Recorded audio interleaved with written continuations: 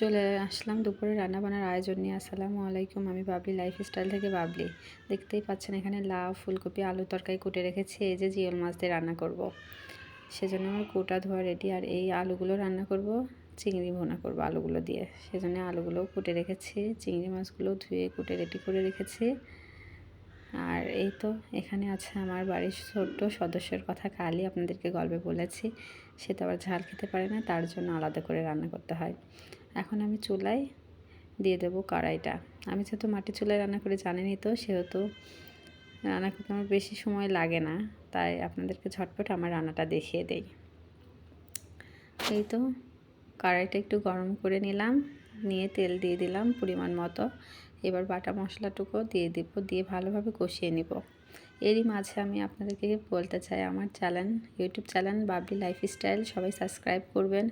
আমার Facebook page Babli lifestyle সবাই follow দিবেন, বেশি বেশি লাইক কমেন্ট শেয়ার করবেন, আমাকে নতুন হিসাবে সাপোর্ট করবেন, আমি যেন আগায় যেতে পারি অনলাইন প্ল্যাটফর্মে।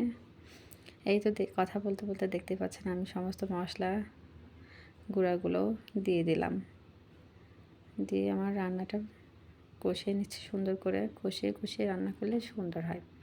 এরপরে দিয়ে দেব সমস্ত তরকারিগুলো, ফুলকপি, আলু, লাউ দিয়ে দিলাম, দিয়ে সুন্দর করে কষিয়ে এই তো রান্না করব। পরিমাণ মতো ঝোল দিয়ে দিলাম, ঝোলগুলো দিয়ে এই তো আমার রান্না প্রায় শেষের দিকে।